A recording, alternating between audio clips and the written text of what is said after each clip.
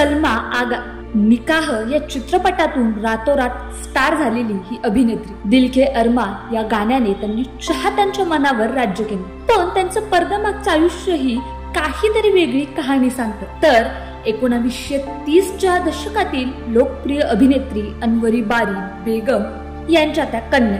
आई वडिलांच्या घटस्फोटानंतर नसरीन यांनी जुगल किशोर मेहरा यांच्याशी लग्न केले, जे राज कपूर यांचे मामा होते। त्यामुळे सलमा आगा अप्रत्यक्षरित्या कपूर कुटुंबाचा भाग झाला। करिअरच्या प्रवासात सलमा आगा सतत चर्चेत राहिली। त्यांचं व्यक्तिगत आयुष्य मात्र खूप वादग्रस्त होतं। न्यूयॉर्कच्या व्यावसायिक महमूद सिप्रा यांच्यावर त्या मोहित झाले। त्यांनी अभिनय करिअर बाजूला ठेवून या नात्यावर भर दिली, पण नातं तुटलं आणि करिअरही उतरू लागलं। त्यानंतर सलमा आगा यांनी पाकिस्तानी अभिनेता जावेद शेख यांच्याशी विवाह केला।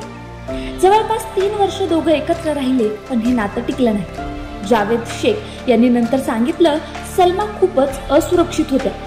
खूनभरी मांग मध्ये रेखासोबत काम करण्यास त्यांनी विरोध केला होता। 1989 मध्ये सलमा आगा यांनी सुप्रसिद्ध स्क्वॅश खेळाडू रहमत खान यांच्याशी विवाह केला।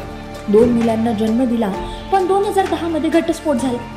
यानंतर 2011 मध्ये दुबईचे व्यावसायिक मजर शाह यांच्याशी त्यांनी लग्न केले आणि काही वर्षात हे नातं देखील मोडलं। 4 प्रेम कथा, 3 विवाह, सततचे तुटलेले नातेसंबंध आणि पडद्यावरचे तेज हरवलेली एक अभिनेत्री आज 68 वर्षाच्या असलेल्या सलमा आगा एकाएकी जीवन जगत आहे।